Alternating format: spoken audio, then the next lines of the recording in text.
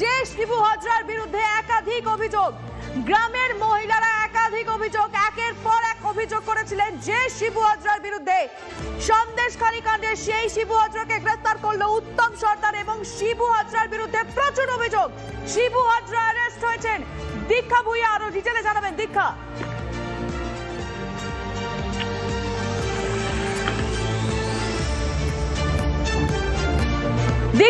আমি আমাদের প্রতিনিধির সঙ্গে আরো ডিটেল জানবো। তবে এই মুহূর্তে দাঁড়িয়ে যে শিবু হাজরা, তাকে কেন অ্যারেস্ট করা হচ্ছিল না, কেন শিবু হাজরাকে গ্রেফতার করা হচ্ছে না, বারংবার প্রশ্ন তোলা হচ্ছে। সংবাদ মাধ্যমের সঙ্গে যে শিবু হাজরা কথা বলছিল, সেই শিবু হাজরাকে পুলিশ কেন গ্রেফতার করতে পারছে না, তাকে কেন খুঁজে পাওয়া যাচ্ছে না?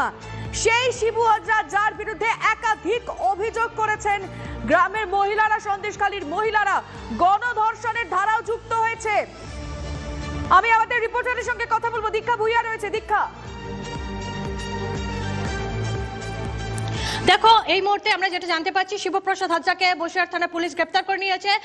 আমরা যেটা জানতে পারছি যে এই যে শিবপ্রসাদ হাজরা, শাহজাহান ঘনিষ্ঠ শিবপ্রসাদ হাজরা এবং উত্তম সর্দারের এগেইনস্টে একাধিক অভিযোগ আসছিল, ভুরি ভুরি অভিযোগ। সেখানে জমি কেড়ে নেওয়া থেকে শুরু করে মহিলাদেরকে পার্টি অফিসে ডেকে পাঠানো এবং মহিলাদের শ্লীলতাহানি, এবং অবশেষে আমরা জানতে পেরেছিলাম যে এক মহিলা, তিনি আদালতে যখন গোপন জবানবন্দি দিয়েছিলেন, তার প্রেক্ষিতে আদালতের নির্দেশে পুলিশ আজকেই দুপুরবেলাতে একটি নতুন ধারা যোগ করে, সেটা হচ্ছে গণধর্ষণের ধারা। আর সেই ধারার ব্রেক পাওয়ার পরেই দেখতে পেলাম আমরা শিবু হাজরাকে পুলিশকে গ্রেপ্তার করে নিয়েছে। তবে কোথা থেকে গ্রেপ্তার করেছে এখনো সেটা পুলিশ খোলসা করে না বললেও এই মুহূর্তে সব থেকে বড় খবর, শিবপ্রসাদ হাজরা অর্থাৎ শাহজাহান ঘনিষ্ঠ উত্তম সর্দার আগেই গ্রেপ্তার হয়েছেন। আর এই মুহূর্তে অপর এক ঘনিষ্ঠ শিবপ্রসাদ হাজরা, যার এগেইনস্টে বারবার মহিলাদের থানায় ডেকে নিয়ে যেখানে পার্টি অফিসে ডেকে নিয়ে যাওয়া হতো সন্ধ্যেবেলাতে, এবং তাদেরকে দিয়ে নানা রকম কাজ করানো হতো, এবং যেখানে অভিযোগ উঠেছিল যে যৌন নির্যাতনও চালানো হতো। কিন্তু বারবার শাসক দল দাবি করেছিল কোনো যৌন নির্যাতন হয়নি, কিন্তু এক মহিলা যখন গোপন জবানবন্দি দিতে গিয়েছিলেন, তিনি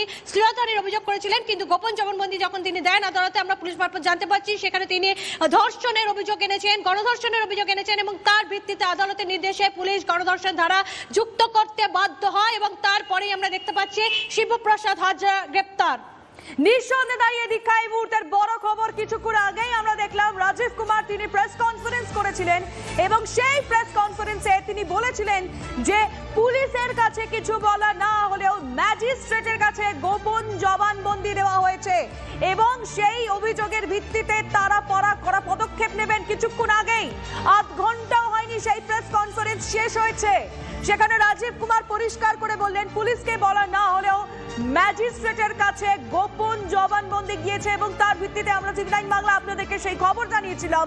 তার ভিত্তিতে কিন্তু পুলিশ নতুন করে মামলা রুজু করে, এবং সেই ক্ষেত্রেই অর্থাৎ ধর্ষণের ধারা যুক্ত হওয়ার পরই শিবপ্রসাদ হাজরা ওরফে শিবু হাজরা, যিনি শিবু নামেই পরিচিত এলাকায়, যে শিবু হাজরার বিরুদ্ধে একের পর এক অভিযোগ, কি অভিযোগ নেই, জমি কেড়ে নেওয়া থেকে শুরু করে শ্লীলতাহানি থেকে শুরু করে এখন ধর্ষণ পর্যন্ত অভিযোগ রয়েছে যার বিরুদ্ধে। সেই শিবু হাজরাকে কেন গ্রেফতার করা হচ্ছিল না? সন্দেশখালী উত্তাল ছিল সেই প্রশ্ন নিয়ে, সেখানকার স্থানীয় মানুষজন প্রশ্ন তুলছিলেন, এবং অবশেষে গ্রেফতার শিবু হাজরা। কোথা থেকে অ্যারেস্ট করা হলো দীক্ষা?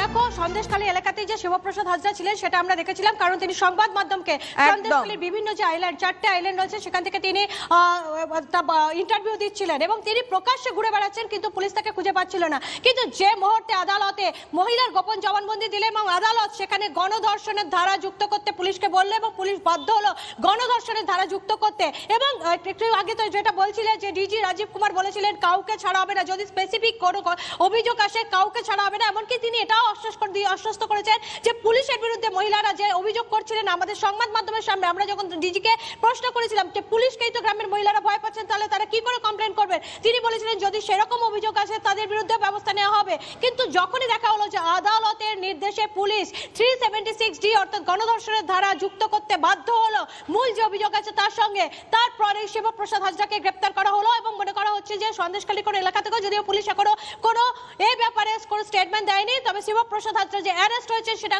সম্পূর্ণ কনফার্ম হয়ে গেছে। অর্থাৎ শাহজাহানের দুই ঘনিষ্ঠ যারা সন্দেশখালীর ভেতরে ঢুকে, সন্দেশখালী এবং 3টে আরো আইল্যান্ডে ঢুকে মহিলাদের উপর অত্যাচার করতো, জমি কেড়ে নিত, তাদের দুজনকেই কিন্তু আপাতত পুলিশের হাজতে রয়েছে, পুলিশ হেফাজতে রয়েছে, সেটা বলাই বাহুল্য। অর্থাৎ কিনা সন্দেশখালীর মহিলারা আমরা দেখেছিলাম ঝাঁটা নিয়ে, তারা হাতে লাঠি নিয়ে রাস্তায় নেমেছিলেন, তাদের অত্যাচারের বিরুদ্ধে কোথাও তাদের পিঠ থেকে গিয়েছিল এবং যখনই তারা থানায় কমপ্লেন করতেন তারা তাদেরকে আবার পাল্টাই দুজনকার কাছে নিয়ে আসছে যে বলা হতো, অর্থাৎ উত্তম সর্দার এবং শিবপ্রসাদ হাজরার কাছেই তাদেরকে আবার পাঠানো হতো তাদের যে অভিযোগ আছে সেটা জানানোর জন্যই। অর্থাৎ এতগুলো অভিযোগ এবং শেষে এসে দেখা গেলাম যে পুলিশের জালে অবশেষে পুলিশ বাধ্য হলো শিবপ্রসাদ হাজরাকেও গ্রেপ্তার করতে। বেশ দীক্ষা, তুমি সঙ্গে থাকো, আমাদের আরেক রিপোর্টার একদম প্রথম দিন থেকে সেই 5ই জানুয়ারি যে ঘটনা ঘটেছিল তারপর থেকে মাটি কামড়ে সৌরভ সেখানে পড়েছিল এবং একের পর এক খবর ব্রেক করেছি। সবার আগে আমরা সন্দেশখালীতে কখন কি ঘটছে সবার আগে TV9 বাংলার সেই খবর ব্রেক করেছে। যে শিবু হাজরাকে এখন অ্যারেস্ট করা হয়েছে, যিনি গ্রেফতার করা হয়েছে শিবপ্রসাদ হাজরা, যার নাম এলাকায় প্রচলিত শিবু বলেই, সেই শিবু হাজরার সঙ্গে আমরা কথা বলেছিলাম। সৌরভ কথা বলেছিল, কি বলেছিল সেদিন সেটা তো অবশ্যই জানাবো আপনাদেরকে, কিন্তু আজ অ্যারেস্ট করার পর কি লাস্ট আপডেট সৌরভ দত্ত আমাদের সঙ্গে এই মুহূর্তে রয়েছেন। আমি আসবো সৌরভ তোমার কাছে, তবে এই মুহূর্তে আমরা বিজেপি নেতা রাহুল সিনহার সঙ্গে যোগাযোগ করেছি। রাহুল বাবু, আপনি নিশ্চয়ই শুনেছেন শিবু হাজরা তাকে অ্যারেস্ট করা হয়েছে, কি বলবেন?